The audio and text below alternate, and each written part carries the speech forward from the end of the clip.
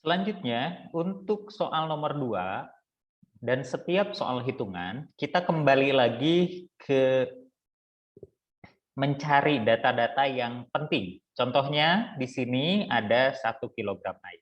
Nah, ini adalah salah satu data penting yang kita butuhkan dalam perhitungan. 1 kilogram air ini adalah massa pelarut lambangnya. Kemudian di sini akan dibuat larutan oralit ya. Oralit itu berarti campurannya. Dengan menambahkan sukrosa, sukrosa itu C12H22O11 ya.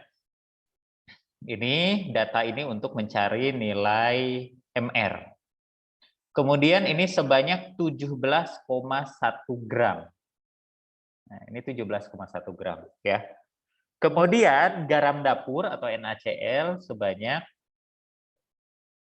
5,85 gram. Ya. NaCl ini juga untuk mencari rumus molekul ya atau rumus senyawa dan nanti akan digunakan untuk MR. Titik didih larutan oralit. Jadi yang ditanyakan adalah konsepnya titik didih larutan. Kita lambangkan saja satu persatu ya. Tadi sudah kita temukan itu WP, ini nanti akan jadi MR-nya berapa ya. MR-nya kalau kita hitung dari sini adalah 342. Kemudian di sini NaCl nanti kalau kita hitung MR-nya adalah 58,5. Kemudian titik didih larutan berarti kita harus mencari TB larutan. Datanya sudah ada semua ya. Selain nilai MR, kita juga harus tahu nilai I dari masing-masing zat. Contohnya untuk sukrosa, I-nya adalah 1 karena non elektrolit, sedangkan NaCl ini adalah 2 karena dia elektrolit kuat. Berarti sesuai dengan jumlah ion, yaitu Na+ dengan Cl- masing-masing 1, sehingga total ionnya ada 2. Untuk menentukan titik didih larutan, kita harus mencari dulu nilai delta TB. Delta TB itu adalah Kb dikali molalitas dikali I. Ini ketika zat terlarutnya tunggal. Ketika zat terlarutnya tidak tunggal, kita bisa alihkan rumus ini menjadi begini. Kb dikali molalitas 1 dikali I1 ditambah molalitas 2 dikali I2. Nah, ketika kita sudah tahu rumus ini, kita bisa langsung gunakan. Data KB-nya di soal apakah sudah ada atau belum ya?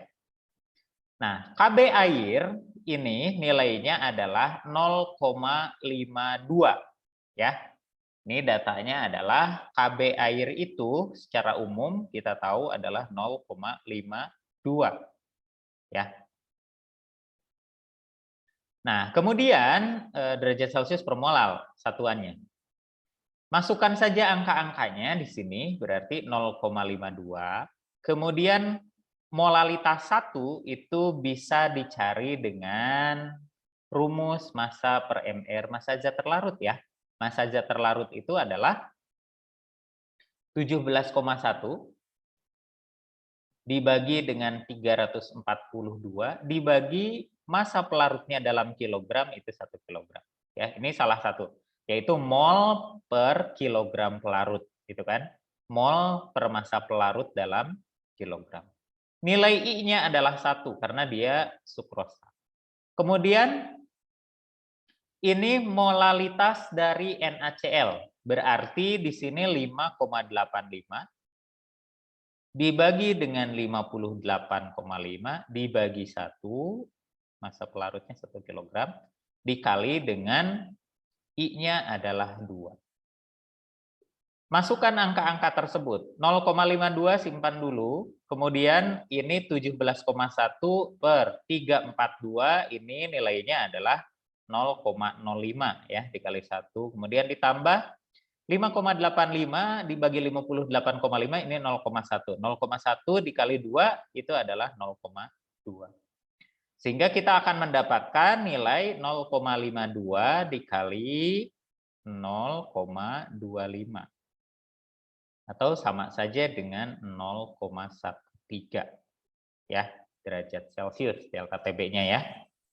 Kemudian kita lanjutkan mencari TB larutan. TB larutan itu adalah titik didih dari larutan. Dan di dalam sifat koligatif kita tahu bahwa titik didih itu mengalami kenaikan dari titik didih pelarut murni. Maka yang kita gunakan adalah tanda plus karena kenaikan. Ya, jadi titik didih pelarut murni ditambah delta TB. Sehingga karena pelarut murninya air, kita anggap 100 derajat Celcius ditambah 0,13 derajat Celcius, sehingga hasilnya adalah 100,13 derajat Celcius.